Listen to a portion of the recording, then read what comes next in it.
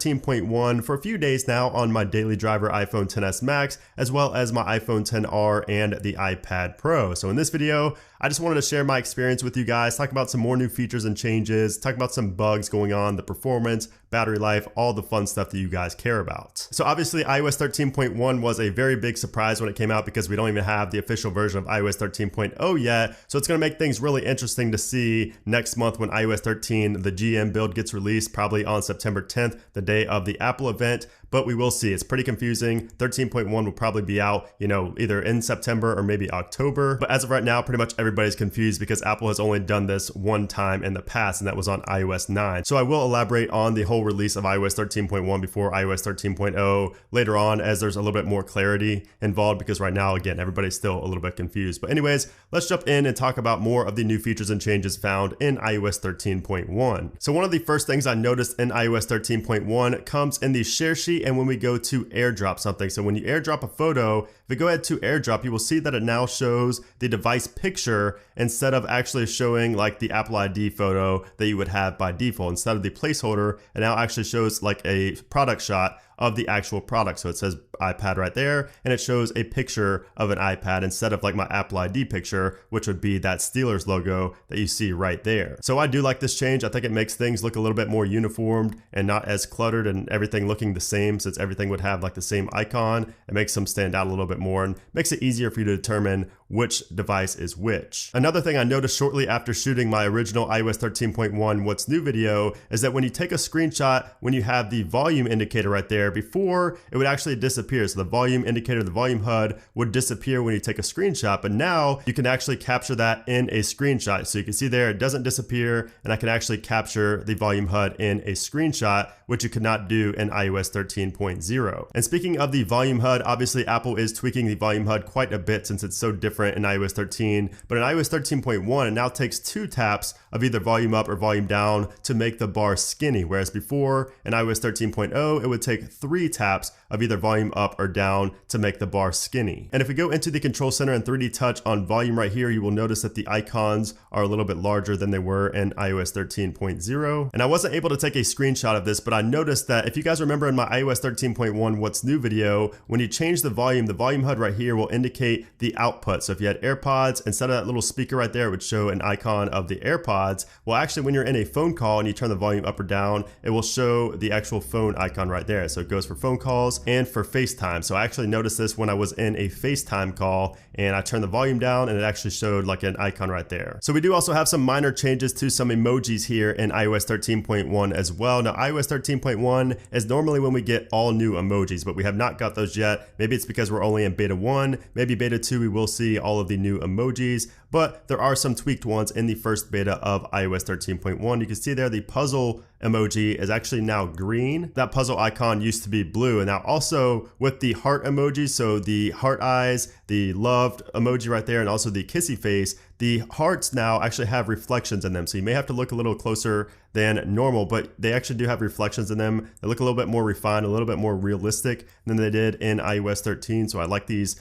minor changes to the emojis just to make them look that much better. And again, I would expect to see the new emojis here very soon in iOS 13.1. Now, the last thing I wanted to talk about is that adding music to playlists seems a tiny bit faster in iOS 13.1. So this has been one of my major complaints ever since iOS 13 beta 1, iOS 13.0 beta 1, is how slow everything is when you add it to a playlist, when you add it to your library. Anything in the music application is slow, but now it's a little bit faster. It's still slow, but a little bit faster. So for instance, if I just go ahead and 3D touch on this and add it to a playlist, we'll add this to my rap playlist. You can see it takes a little bit, a few seconds, and then it finally says added to playlist, but it is a little bit faster than it was on iOS 13 beta 8. But again, it's still slow. I can't wait until that's immediate and it doesn't seem like it's lagging. So those are a few more features and changes that I found so far in iOS 13.1. Now let's talk about some of the bugs, because there are quite a few bugs. And one of the ones you probably saw earlier is actually in the share sheet. So when we go to the share sheet, you will see the whole top row is actually blurred out. Now I don't know if this is a feature or a bug, but it's supposed to show your contacts right there. So kind of like recommended contacts. I don't know if it's because I just didn't send a link like this to anybody, so it's just showing nothing because I haven't sent it to anybody. But in iOS 13, it actually showed like your contacts up there. So I'm not sure if that's a bug or if it just hasn't filled in all the way yet because it hasn't learned who I send stuff to, but that is something that I noticed right away. Now, something else that I noticed right away is inside of the music application. So if you go into the music application and go to a song and go to the lyrics, you will notice that the lyrics are broken. So I'm just gonna play this song real quick. And if we go ahead and open up the lyrics where it's supposed to actually follow along with the song, you will notice that it does not follow along with the song at all. And actually the only time it will follow along with the song, like do the actual karaoke lyrics, is if you tap on a lyric and then it will continue from there and it will actually follow the lyrics. But by default, when you just start playing a song and go to the lyrics, it doesn't actually play the lyrics in order like this. It doesn't actually scroll down for you. You have to scroll down manually and just see the lyrics, and it doesn't highlight when it's actually on that part of the song. So that's pretty annoying because I do like to use the lyrics feature a lot in iOS 13. So I'm sure that will be fixed pretty soon. Now, another thing that I noticed instantly in iOS 13.1, I say instantly, but this is pretty much after just using it for one day. And I didn't take a screenshot or a video recording of this because it's kind of hard to, but with quick reply, so when you quick reply to a text message, you're actually not able to press the X to get out of the quick reply message. So when you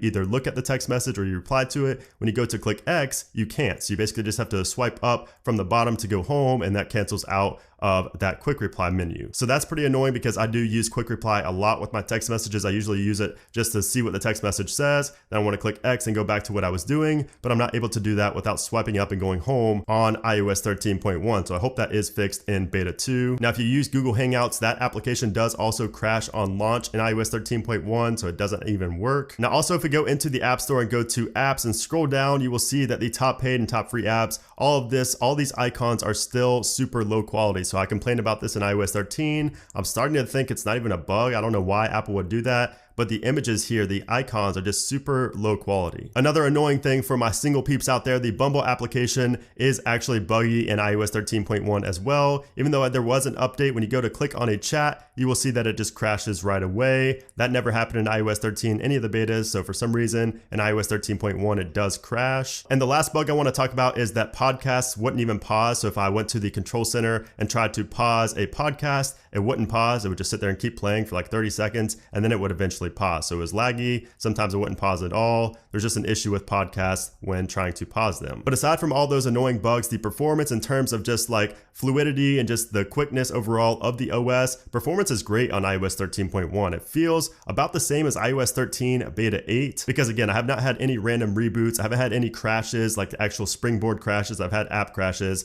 but everything's smooth. I mean, everything flows really nicely, especially for being a beta 1. I mean, this is a more refined version of iOS 13, which is I think the reason that Apple pushed this out before the final version of iOS 13 got released, because they want this to be like the real version of iOS 13 that everybody uses. But I've actually been impressed with the performance on iOS 13.1 beta 1. No complaints there at all. Now, if we go into our settings and go to our battery life and take a look at the battery life I've actually been getting pretty decent battery life here on iOS 13.1. So you can see there, obviously the screen on and screen off time doesn't tell a lot because I have been charging it throughout the day, but I have noticed that it's pretty much remained about the same as iOS 13. I mean, iOS 13 from like beta 5 through beta 8 was pretty much identical, and I would say that iOS 13.1 is about the same. But if I did have to say if iOS 13 beta 8 or if iOS 13.1 is better with battery life, I would probably say iOS 13 beta 8, only because there are random crashes and random things that just take up more power to do on iOS 13.1 because of those bugs, like with Bumble, like with podcasts, like with the Hangouts app crashing and things like that. I just think that battery life on iOS 13 beta 8 will end up being better than iOS 13.1 beta 1. But of course, it's still a little bit early. It's still too early to judge on battery life with iOS 13.1 beta 1. I would say that iOS 13.1 beta 2 will probably improve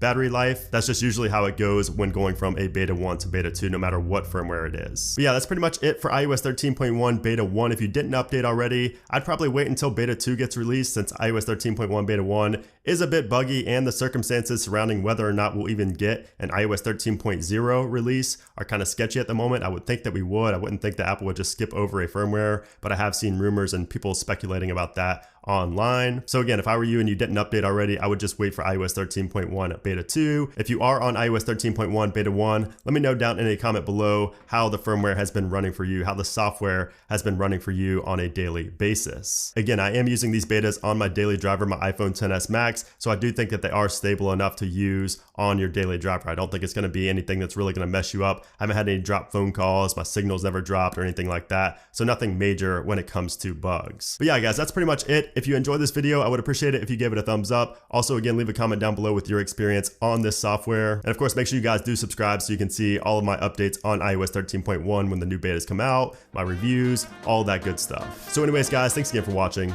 and I'll see you soon.